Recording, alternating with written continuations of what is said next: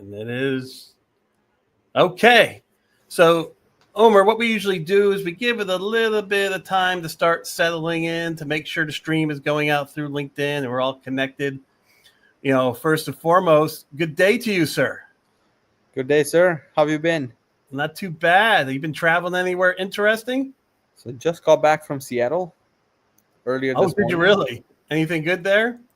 It was fun. It's just a lot of rain and snow. So I Oh, was there God, for a couple of snow days. in Seattle? That's a pain in the Yeah, butt. yeah. Canceled a bunch of flights. I was on standby for a little bit. Just flew in, took the red eye, got back here at like 8 in the morning. So Oh, glad I you're made ready it. to rock then. You got a lot of energy right now. That's right. That's right. All right, Just so we're going to just in talk time for about. the big game. Yeah, that's right. We're going to talk about that. So why IT needs technical program managers. But first, here, he is a big Philadelphia Eagles fan. And Yeah, let me tell you, he's actually going to the game. I'm excited about it. Yeah, you should be. So you asked me to ask you, how would the Eagles benefit from a technical program manager? Oh, that's funny. That's funny. Oh God, that's hilarious. Um, let's think about it, right? Like we talked about it in the past, the role of a technical program manager. Someone's going to go deeper. Someone's going to understand your strengths. Someone's going to not just think about a initiative in the form of more than just a business value proposition. You're going to go Mm-hmm. deeper. You're going to start thinking about coverages. You're going to start thinking about defensive line, offensive line, what works, what doesn't work. Right? That type of in-depth analysis requires you to put on a technical hat, a footballer's hat almost, right? So we starting Yeah. to think like, The data if hat I'm, too, probably, right? So you can that's it. process a lot of data. That's it, right? Like you're starting to think like them. You're starting to put yourself in those shoes to see what can work, what cannot work. How do we stop Saquon? No one should this Yes. weekend, right? So we want him How to can we go make and Saquon have like 10 60-yard oh, rushes? that would be awesome. 600-yard rushes in the Super Bowl, baby. That's So it. really what you're saying, it's detailed understanding, getting into the weeds, getting into really get the data, the information, and being able to understand it. It's not like Yeah, you just can't get into it. You have to understand it. exactly, right? Realizing the efficacy of running lanes. Right now, Mm-hmm. that's such an in-depth technique, such an in-depth knowledgeable piece for someone who's leading a program, somebody who's responsible for the win or the loss. Yep. Right, like that's what the lines of details that you start thinking along in any program or in any initiative. So I'm hoping our coaches are acting as technical program managers Or this you week. have a good quality control coach who's doing that, That's because your right. quality control coach could do a lot of that if they know what they're doing, Absolutely. because they're Absolutely. getting all the details, the data, the information. Well, thank you for that. That's a very interesting scenario. I assume you want the Eagles to win. No? Yeah. All How about right. you? What are you rooting for? I'm not rooting for anyone. I'm just going to Oh, enjoy the game, which is nice. I like nice. that. I mean, All right. I'm a Saquon Barkley fan. I think he's amazing. We'll do But it. I'm also a Patrick Mahomes fan. I think he's absolutely amazing. What a He great, is. just an incredible competitor. Just incredible. Like, I mean, he just wants to win. And Hey, wait. I heard something. What? Boo? Boost? booze. There better not be any. I want to see a good game. We'll see Oh, what that's happens funny. there. It'll be On fun. paper, the Eagles should win, as we were talking about. But football is not played on paper. So No, no, but it's going to be an exciting game, I think. And I'm excited to be there. So yeah, I hear you on that one. Okay, so what's new in technical program management? What's new? Give me some so skinny. it's really funny, David. Like when I just heard about the topic, right? Why IT needs technical program managers. Timing could not have been better, Yep. right? Literally 3 days ago, we're talking to a retail customer of ours, and a director of program management. She reaches out. We're in this conversation, and she's like, "Oh, I need to do something about my project managers." And I'm like, "Hey, what's going on?" And our first thing or our first point of feedback is they're not proactive. Like I Mm-hmm. always hear about challenges and issues when it's too late. Like I get a series of emails or a series of requests. Oh, can you go in and help fix this with our compliance team? Or can you go out and fix this with our tech arc team? As opposed to, hey, we have this they're thing coming catching up. instead of going forward, they're catching. Yes. Right. Okay. And like the entirety of the world has been talking about for a long time this concept of shifting left. Right. We shift left. We talk about building quality in. We test earlier and more frequently. But that's not just limited to testing. Right. Well, to give people a little bit of an in-depth understanding of shift left, a little bit more. Yeah. So shift left, the principle or the concept in itself is something that got baked in the idea of software development lifecycle of understanding and realizing different levels of quality earlier in the life cycle. If you Okay. go back traditional waterfall, you start thinking about your plan-driven approach, your design, your build, and then test. And test was smack in the middle of that 5-step process: design, build, test, Yep. deploy, control, right? Something like that. So here we're looking at it more in the form of how do you shift testing to the left? How do you build small, test quickly, and move to the left, right? Exactly. So come back now to technical program management. You're not just shifting left with respect to testing. You're looking at what you should be doing. You're shifting left to you understand that you can actually become more proactive in making the decisions about what to attack. Precisely. Right. And she was getting none of that. She saw none of it. Precisely. Right. So and then she said that they're not valuable enough. Is that what was going inside their head? What am I paying these people for? So that was the second part of the conversation, because as we've had a very candid relationship with her, we've been working with her for several years. One of the conversations I started, as we went on we spoke for a solid hour, I think. And as a pain point this is something that we're seeing widely in the industry. It's not limited to retail. We see similar problems in most large tech organizations and non-tech organizations, where you start getting down the rabbit hole of, do I have the right people? Right. And if the answer to that question is maybe, you start thinking about, what do the large tech organizations do? Think about a Netflix, for example. Right. Netflix has the Netflix culture deck that you've heard me refer to quite a bit. But the culture deck at Netflix, Patty McCord and Reed Hastings have put together several decades ago at this point, 2 decades ago. Right. Like their idea of this keeper test, right, wherein management would come in and ask for middle leadership and say, hey, if I told you David's leaving and he's going to join Hulu, or David's going to join APV, like, are you going to fight to keep David? And if the answer from the middle line management is, nah, David is a good guy, but you know what? If he leaves, he leaves. Then in those cases, they're like, no, let's cut David loose today. Let's give him a nice severance. Let's thank him for his services and let him go. Mm-hmm. Right? Similar to like how good, strong professional sports teams work. Right? They don't wait to see someone regress. They work to see who's not performing or who is performing, and how do we make consistent results out of it. In IT, in my conversations, one of the things that stood out for me was, as we were conversing, it came out to, are we paying people the right amount of dollars?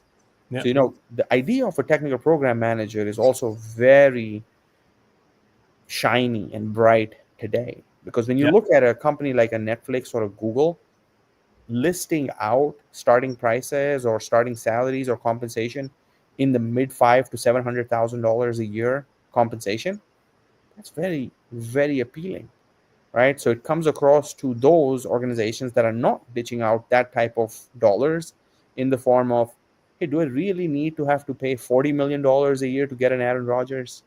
Yeah. Or can I get a good, solid quarterback who's going to be surrounded by sufficient talent to go compete and win?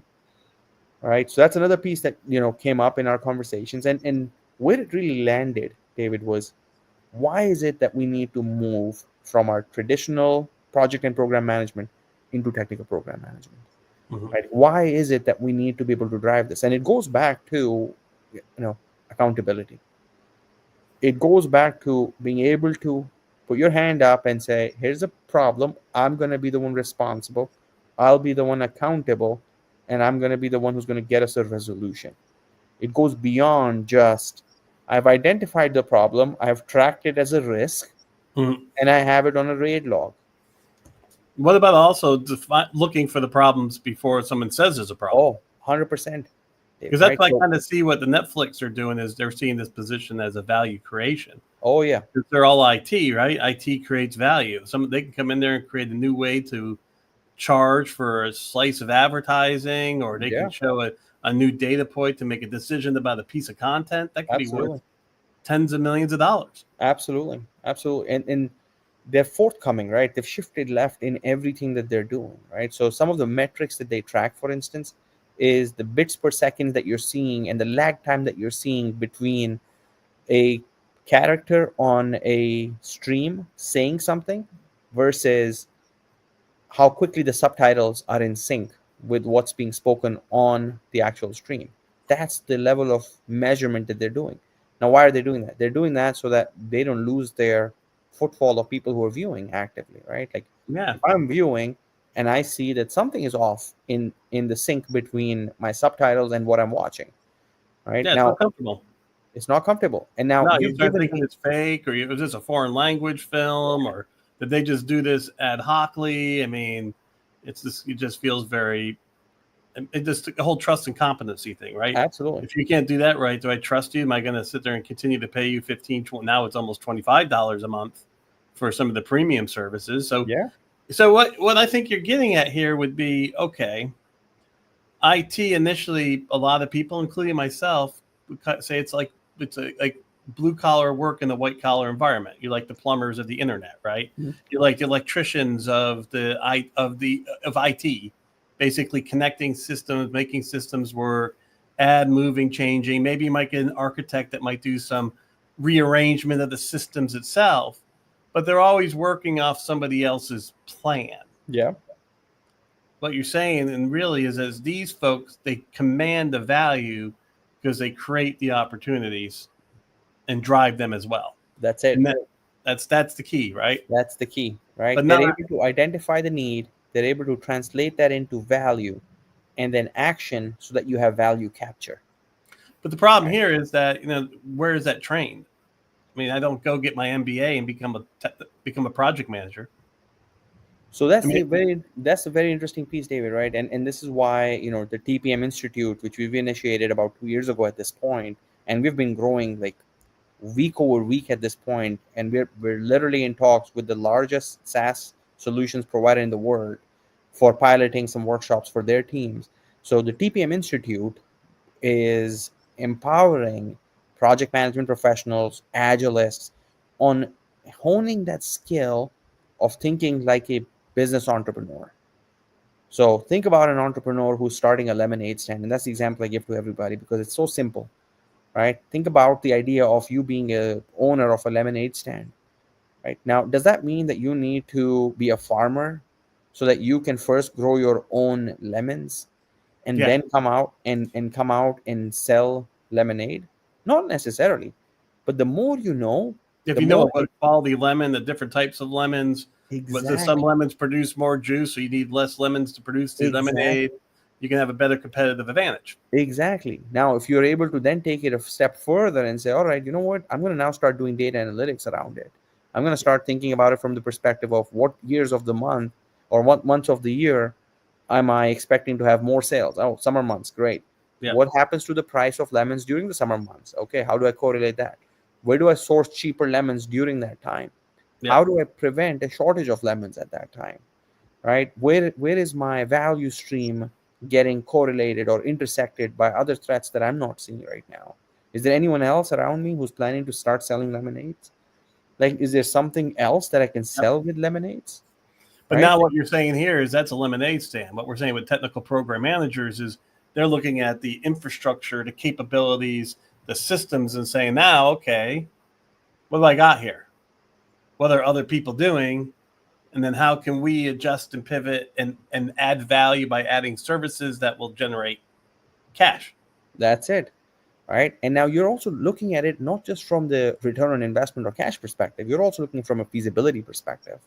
Yeah, of Right? course. Well, you can't do it if it's not feasible. It's not feasible unless you want to either buy, you partner, or you borrow, right? And now, So see, David, that's what you specifically mentioned. Most project or program managers, based on feedback that we receive in the industry quite a bit, is they tend to become task takers. They tend to become program executioners or yeah, project they're just doing the work. executioners. They're Yes. doing the work. What no one's, or very few actually in the industry have been doing, efficiently at least, has been wait, take a step back. Take a step back and see if we can do exactly what you mentioned, David, why am I building this? Is there an easier route to success? Is there a way to partner? Is there a way to buy? Is there a way to implement? Is there an off-the-shelf service that I can just come in and plug in? Yeah, Give you me a should good always be example of thinking this, about that. right? So we have a client of ours who's been working in vehicles space, right? So the resale of vehicles, big, large fleet of vehicle space, right? So as part of the vehicles, distribution mechanism that they've set up, they look at the opportunities to come in and inspect the cars that get sold to them and the ones that they're selling. Yep. Right. When they started looking at the entire program, every state has certain restrictions. Every state has certain requirements for how this process gets run. They have program managers, project managers who come out and they literally start the projects or start their initiatives in the form of, hey, this is how the state has always run. This is how exactly I'm going to start doing this. I happen to have been in a workshop very recently where we came up with this question of learning the art of what if we. What if we? What Okay. if we? Technical program managers are able to push the envelope Yeah, by it's like look at asking the the question. status quo and saying, "What if we did? That's it. What if we did?" Yeah, That's it. constantly asking that question because Yes. once you sit in the present too long, you're going to lose because the future is coming at us way too fast. That's it. All right. Mm-hmm. Now you No, look at makes total sense. yeah, and David. Now think about everything that's happening right now with around us with generative AI, right? Mhm. With RAG models, with agentic AI now, right? More and more teams are now starting to get exposure to large tech organizations, the heavy hitters like the Metas, the Salesforce of the world, coming out and saying, "Hey, we're shifting gears on how we want to do our application development and how we want to No, how we provide." hire, how we hire. The Yes, funny thing about what I've noticed, is that instead of trying to teach, then let go, they're just letting go and throwing people into the pond and saying, "You're going to do more with less. Figure out how to do it that's it. Right? and go." And then only the folks who figure it out will survive. That's it. And it's getting more and more difficult. And in this defeated or in this complicated, complex VUCA world that we are now facing, what's really interesting, David, is the emergence of this role of a technical program manager. Yep. Jobs are growing at 35% year on year. We're looking at about 5,000 jobs right now in the United States alone with the title technical program manager.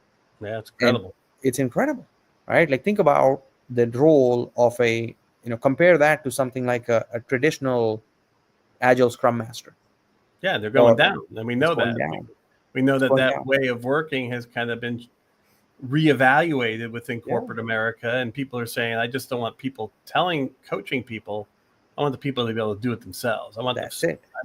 I want them. I want the ones doing the work to be able to do the thinking as well, Yeah, and not just put themselves in the process, which that's it. I think is fantastic. It's incredible. So tell me this: as you're looking in the landscape, is it creeping into enterprise environments like the Fidelities of the world and the Bank of Americas of the world and the the Walmarts of the world? Are they looking at this, or is this still kind of a high-tech software, high-tech SaaS solution provider situation? So that's the trend that what we've observed, David, is now it is being adopted. Large tech organizations is where it started, the Googles, the Metas, the Mm-hmm. Microsofts, the Apples of the world. It took into effect. There are always these early adopters, like Capital One Bank, for instance, right? Back in 2022, when we started this, we spoke with some folks. They're like, yep, Capital One is actually in the process of laying off like the Oh, entire they've agile done it. services. They've done it. It's done. It's So over. Now it's it's over. they're in 2.0. Yep. And that 2.0 for them is technical program management. They're hiring technical program managers at least a dozen a year, right? Just a few months ago, there were 3 or 4 that we know have recently started in Capital One, right? How does the PMO deal with a technical program manager? A traditional PMO. Mm-hmm. Here comes the technical program manager. Is there conflict?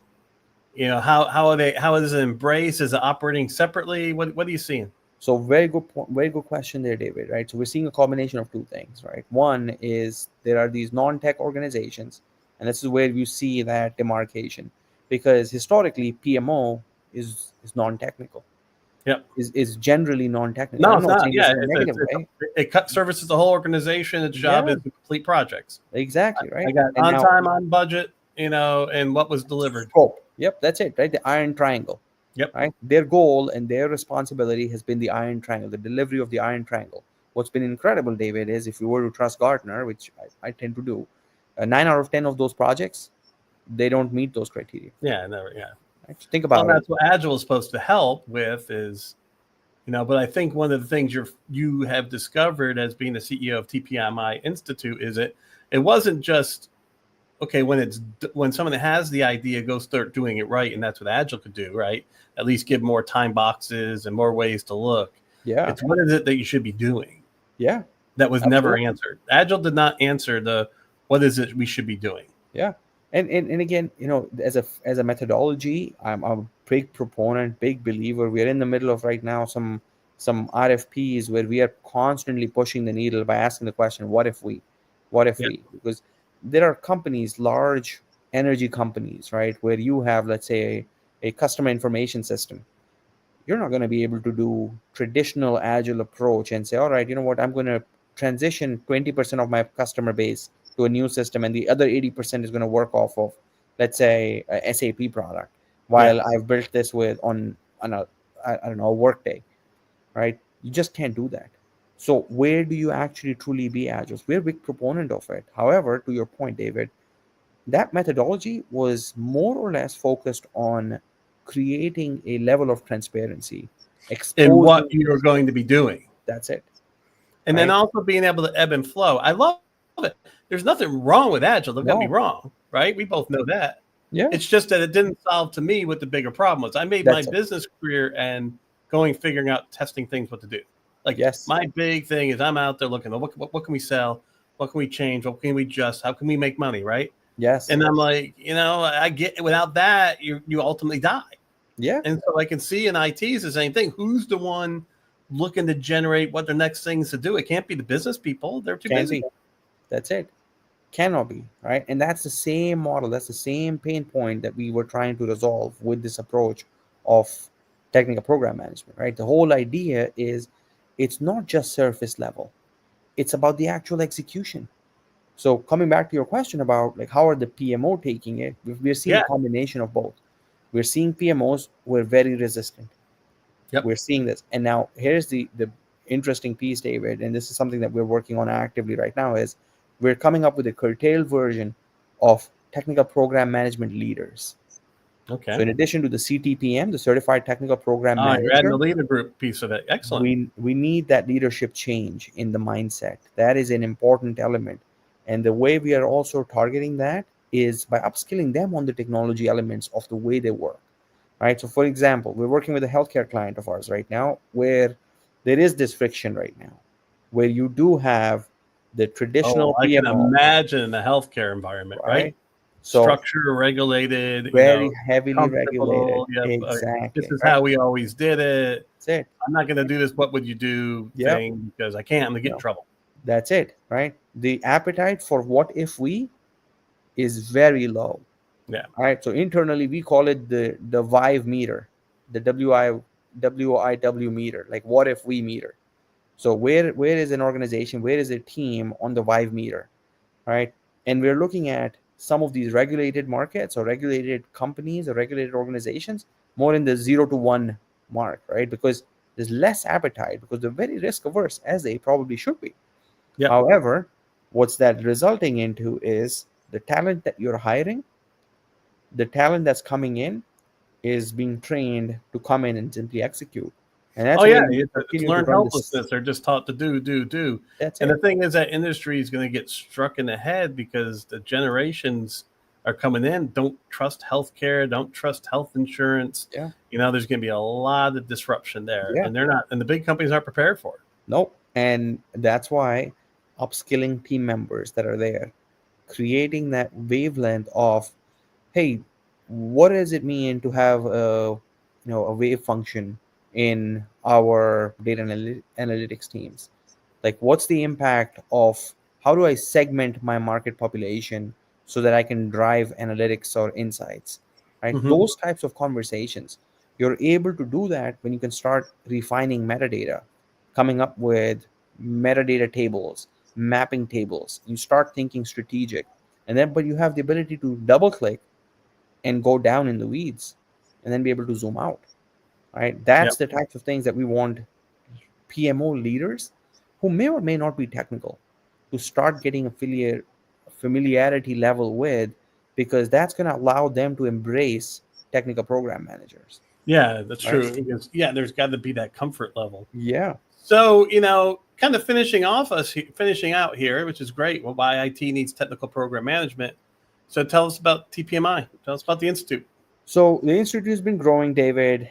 We're now running a workshop almost every other week, which is incredible. We're nearing the 1,000 certified technical program managers mark this year, which I'm super Excellent. excited about.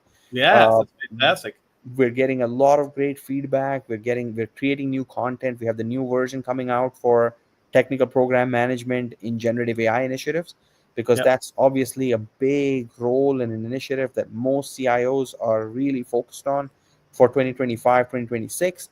So that's the next big thing that we're focused on, making sure people know about data governance and modeling and LLMs, and not just at the surface level of, hey, did you hear about what happened with DeepSeek or ChatGPT or Claude? Right? Yeah, More no, about getting into what can you create an agent? Why would you create an that's it. agent? Can you create a GTP? Why would you create a GTP? Are you going Yes, to do your right. own LLM? Why would you do your own LLM? What's the That's it. technology? Like, Yeah, so all that. Yeah, that's that's it. key. Yeah, That's who it, cares right? about the trends? I want to know how I can use this to make Yes, money or make myself more productive. that's it. Right? My big thing has been just driving this idea of if I can make a worker 50% more productive, guess how much more money the company can make? Incredible. It's incredible, right? But Incredible. that conversation hasn't happened as much as I thought it was going to do, but I am starting to see some inklings that will be. Incredible. All right. So anything else on the Institute? This has been a phenomenal conversation. I mean, I we love it. gave them a lot of stuff to think about. Absolutely, Any last David. thoughts besides Go Eagles? The Institute? Go check out our website. Go Birds. Check out the website. We're working on a new version of the website, which should be live in the next 2 weeks as well. So I'm super excited about that. Enroll in the workshop. Reach out to us if anybody has questions. I'm super excited. But go Birds. Excellent. Oh, thank you so much for your time. We're going to continue to do this. You're going to be hearing a lot about technical program management on our LinkedIn Lives here. Till later. Peace out. Thank you. Love it. Take care.